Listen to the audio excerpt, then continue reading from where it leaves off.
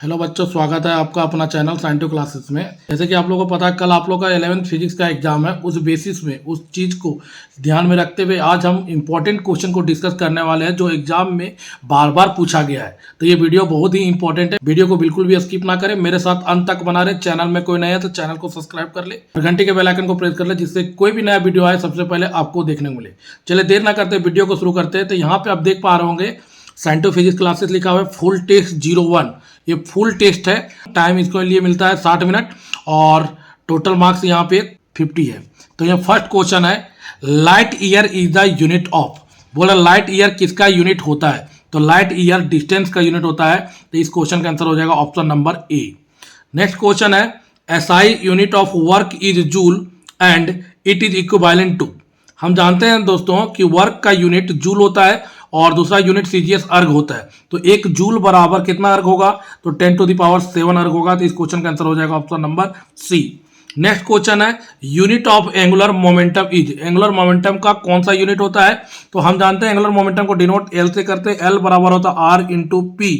P मतलब momentum, momentum का formula होता है केजी मीटर पर सेकेंड। ये हमारा मोमेंटम का है। एक और यहाँ डिस्टेंस दिया हुआ है तो यहाँ स्क्वायर लग गया, तो केजी मीटर स्क्वायर पर सेकेंड। तो इस क्वेश्चन का आंसर हो जाएगा option number B. Next question है, which of the following is not ये स्केलर क्वांटिटी। बोल रहा है स्केलर क्वांटिटी नहीं है, मतलब क्या पूछा? Vector quantity. तो यहाँ पे आप देख रहे हो टेम्परेचर स्केलर क्वांटिटी है, coefficient of friction stator scalar quantity है, चार्ज स्केलर क्वांटिटी है, इंपल्स हमारा वेक्टर क्वांटिटी है। तो इस क्वेश्चन का आंसर हो जाएगा ऑप्शन नंबर डी, इंपल्स। चलते हैं नेक्स्ट क्वेश्चन की तरफ। If N is a unit vector in the direction of the vector A then. यहाँ पे ध्यान दे दोस्तों, एन हमारा यूनिट वेक्टर है और यूनिट वेक्टर का फॉर्मूला ए वेक्टर से निकाल के लाना है। तो इसके लिए हो जाएगा ए वेक्टर बाय मॉडुलस में ए वेक्टर। कौन सा ऑप्शन मैच कर रहा है? तो ऑप्शन नंबर ए मैच कर रहा है। तो क्वेश्चन का आंसर हो जाएगा option number A. Next question है, area under force displacement curve. Force और डिस्प्लेसमेंट का कर्व हमें क्या एरिया देता है? तो हमें वर्क डन देगा। इस क्वेश्चन का आंसर हो जाएगा option number D. Next question है, analogy of mass in rotational motion is.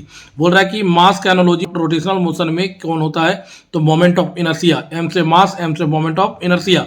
तो मास का हो जाएगा moment of inertia. Option number ए इस क्वेश्चन का आंसर होगा। नेक्स्ट क्वेश्चन है, path followed by the projectile is. Projectile कौन सा पाथ फॉलो करता है? तो प्रोजेक्टाइल हमेशा पैराबोलिक पाथ को फॉलो करता है। तो क्वेश्चन का आंसर हो जाएगा option number D. Next question है, एक कपल प्रोड्यूसेस। हमेशा याद रखें कपल वहीं प्रोड्यूस होगा जहां पे रोटेशनल मोशन होगा। तो इस क्वेश्चन का आंसर हो जाएगा option number B, only rotational motion. Next question है, वैल्यू ऑफ जी इज।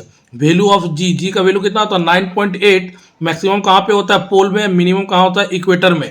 तो हमेशा याद रखें मैक्सिमम पोल हो जाएगा। इस क्वेश्चन का आंसर हो जाएगा option number A. Next question है, the centre of mass of a body. बोल रहा है सेंटर ऑफ मास बॉडी में कहाँ लाई करता है? तो हमेशा याद रखें दोस्तों, मे लाई within or outside the body. इस क्वेश्चन का आंसर हो जाएगा ऑप्शन नंबर डी।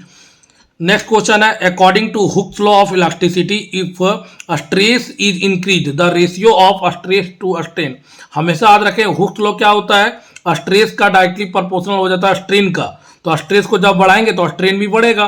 तब जब एक बढ़ रहा है दूसरा बढ़ रहा है तो क्या हो जाएगा? कांस्टेंट ओवरऑल हो जाएगा। तो उसका रेशियो पूछा है, तो रेशियो स्ट्रेस और स्ट्रेन का क्या हो जाएगा? कांस्टेंट हो जाएगा। तो इस क्वेश्चन का आंसर हो जाएगा option number D. Next question है, Newton second law of motion is.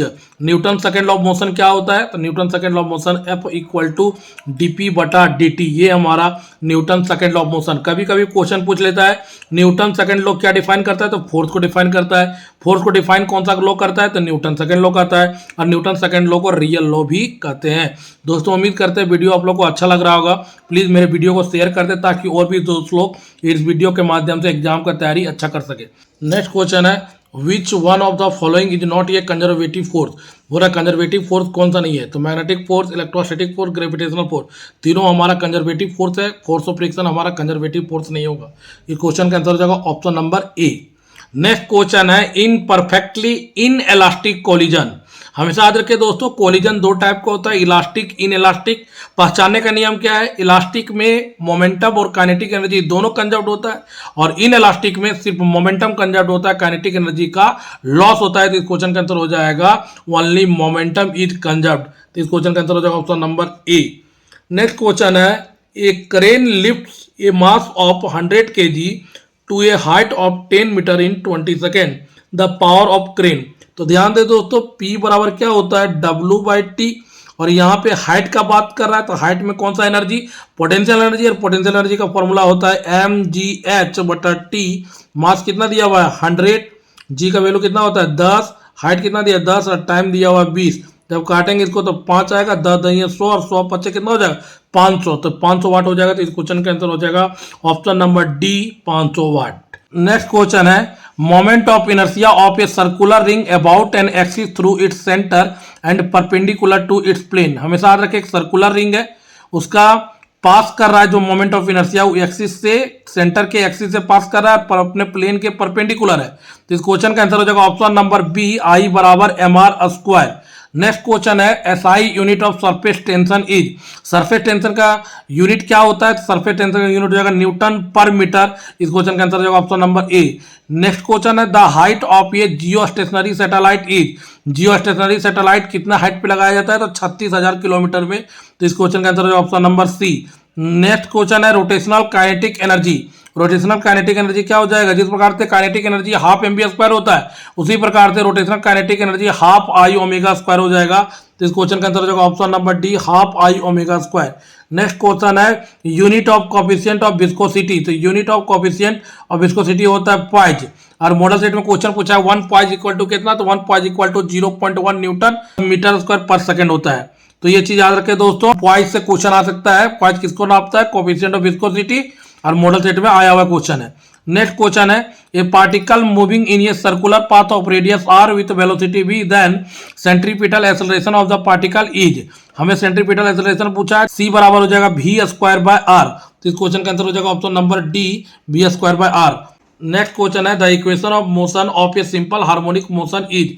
बोला सिंपल हार्मोनिक मोशन का इक्वेशन क्या होता है, तो इसका हो जाएगा d²x/dt का स्क्वायर इक्वल टू -ω²x। तो इस क्वेश्चन का आंसर हो जाएगा option number A. Next question है time period of a second pendulum is. यहाँ पे सेकेंड पेंडुलम बोला है तो सेकेंड पेंडुलम का 2 सेकंड हो जाएगा। तो इस क्वेश्चन का आंसर हो जाएगा option number B. Next question है out of the following which is the fastest mode of transfer of heat. बोले हीट को ट्रांसफर करने का फास्टेस्ट मोड कौन है, तो रेडिएशन। इस क्वेश्चन का आंसर हो जाएगा option number C. Next question है the zeroth law of thermodynamic leads to the concept of. Zero law of thermodynamic किसका कॉन्सेप्ट देता है, जो जीरो लॉ ऑफ थर्मोडायनेमिक्स हमेशा टेम्परेचर को लीड करता है। और फर्स्ट लॉ पूछ ले तो फर्स्ट लॉ हो जाएगा कंजर्वेशन ऑफ एनर्जी। अब आता है in isothermal process. In isothermal process question था, ऑप्शन है इसका temperature increases, temperature neither increases not decreases, और temperature decreases, volume remain same. हमेशा याद रखें दोस्तों आइसोथर्मल, थर्मल मतलब क्या होता है हीट, हीट मतलब क्या होता है टेम्परेचर। तो हमेशा याद रखें टेम्परेचर हमेशा कांस्टेंट होता है आइसोथर्मल प्रोसेस में, मतलब नाइदर इंक्रीजेज नॉट डिक्रीजेज। इस क्वेश्चन का आंसर हो जाएगा option number C. Next question है फॉर ये डायटोमिक गैस मॉलिक्यूल Cp/Cv। तो हमेशा याद रखें Cp/Cp डायटोमिक गैस मॉलिक्यूल का होता है 7/5। तो इस क्वेश्चन का आंसर हो जाएगा option number D 7/5। Next question है परफेक्ट गैस इक्वेशन। तो Pv इक्वल टू क्या होता है nRT। परफेक्ट गैस रहेगा तो n का वैल्यू 1, तो इक्वेशन हो जाएगा Pv इक्वल टू RT। इस क्वेश्चन का आंसर हो जाएगा option number C. Next question है isothermal equation of an ideal gas. Isothermal equation हमें आइडियल गैस का पूछ रहा है, तो हमेशा याद रखें दोस्तों थर्मल इक्वेशन आइडियल गैस का Pb इक्वल टू कॉन्स्टेंट हो जाएगा। तो इस क्वेश्चन का answer option number C. Next question है energy associated with each degree of freedom per molecule is. बोल रहा है कि यहाँ पे एनर्जी पूछ रहा है each degree of freedom per molecule, तो इसका हो जाएगा ½ kVt। तो इस क्वेश्चन का answer option number B. Next question है the temperature which has same numerical value on Celsius and Fahrenheit scale is. बोल रहा है क्वेश्चन में सेल्सियस और फ़ारेनहाइट स्केल में टेम्परेचर सेम न्यूमेरिकल होना चाहिए, तो इसके लिए होता है -40 डिग्री। -40 डिग्री में हमेशा याद रखना सेल्सियस और फ़ारेनहाइट स्केल सेम होता है। तो क्वेश्चन का answer option number C -40 degree. Mayer's formula पूछ रहा है, तो मेयर्स फॉर्मूला होता है Cp-Cv इक्वल टू R। तो इस क्वेश्चन का answer option number C. Next question है a process is said to be reversible if. हमेशा बोल रहा है कि एक प्रोसेस को तभी रिवर्सिबल प्रोसेस कहेंगे जब सिस्टम के साथ साथ सराउंडिंग भी अपने ओरिजिनल स्टेट में रिटर्न कर जाता है। तो इस क्वेश्चन का आंसर हो जाएगा both the system as well as surrounding return to their original state. इस क्वेश्चन का आंसर हो जाएगा option number C. Next question है Charles law is. Charles law क्या होता है, तो हमेशा याद रखें दोस्तों चार्ल्स लॉ हमारा हो जाएगा वी बाई टी कॉन्स्टेंट हो जाएगा, तो इस क्वेश्चन का आंसर हो जाएगा option number A V by T constant. Next question है SI unit of thermal conductivity is, तो एसआई यूनिट हमारा थर्मल कंडक्टिविटी को हो जाएगा जूल पर सेकेंड पर मीटर पर केल्विन, तो इस क्वेश्चन का आंसर हो जाएगा option number B. Next question है first law of thermodynamic list 2, देख रहे हैं यहाँ पे फिर से वापस आ गया, जीरो लो रहेगा तो टेम्परेचर, फर्स्ट लो रहेगा तो कंजर्वेशन ऑफ एनर्जी, तो इस क्वेश्चन का आंसर हो जाएगा option number C conservation of energy. Next question है degree of freedom for monoatomic gas, monoatomic gas के लिए डिग्री ऑफ फ्रीडम कितना होता है, तो degree of freedom monoatomic gas के लिए 3 होता है, तो इस क्वेश्चन का आंसर हो जाएगा option number A. Next question है speed of sound wave in air, बोल रहा है कि साउंड वेव का स्पीड एयर में क्या होता है, तो हमेशा याद रखें जब भी ह्यूमिडिटी इंक्रीज होगा एयर में तो उसका साउंड वेव बढ़ जाएगा, मतलब ज़्यादा गाढ़ा रहेगा, सॉलिड रहेगा, उसमें सबसे ज़्यादा साउंड सुनाई देता है, तो इस आंसर हो जाएगा increase with increase in humidity, तो इस क्वेश्चन का आंसर हो जाएगा option number C. Next question है sound wave travel fastest in, sound wave कहाँ ट्रेवल फास्ट करता है, तो इसके लिए आपको मिल जाएगा सॉलिड, सॉलिड हमारा साउंड वेव का सबसे ज़्यादा ग्रेट मीडियम है जहाँ से साउंड को ज़्यादा ट्रेवल करवा सकते हैं। उसके बाद बोलता है ये ट्रांसवर्स वेव कंसिस्ट ऑफ, एक वेव में क्रेस्ट भी होता है टर्फ भी होता है, तो transverse wave consist of both crest and turf हो जाएगा, तो इस क्वेश्चन का आंसर हो जाएगा ऑप्शन नंबर सी 41 का। नेक्स्ट क्वेश्चन है a progressive wave is represented by, यहाँ पे इक्वेशन दिया हुआ है y equal to 10 sin 100 pi T minus 2 pi X where x and y are in metre and t in second the maximum velocity. हमेशा याद रखें दोस्तों, इसके लिए आपको एक सुंदर सा ट्रिक बताते हैं, ये जो अंदर वाला नंबर है ना 100 उसको 10 से मल्टीप्लाई कर देना, जो भी मल्टीप्लाई करके आएगा वही इसका आंसर होगा। जैसे 100 को 10 से मल्टीप्लाई करके कितना आएगा 1000, तो यहाँ पे खोजिए 1000 यहाँ पे दिया हुआ है, तो इस क्वेश्चन का आंसर हो जाएगा D option number 1000 pi metre पर सेकेंड। अब आते हैं नेक्स्ट क्वेश्चन है Newton's formula for velocity of sound in a gas is, यहाँ पे रो हमारा डेंसिटी ऑफ गैस दिया है, पी हमारा प्रेशर दिया है, तो इस क्वेश्चन का आंसर हो जाएगा option number B p by rho, ठीक है, v equal to root under p by rho हमारा इस क्वेश्चन का आंसर हो जाएगा।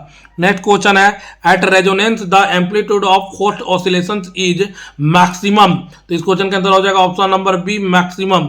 नेक्स्ट क्वेश्चन है the speed of sound wave in a fluid having bulk modulus b and density rho is, तो हमेशा याद रखिए दोस्तों v equal to root under b by rho होगा इस क्वेश्चन का answer, option number C correct है, v equal to root under b by row.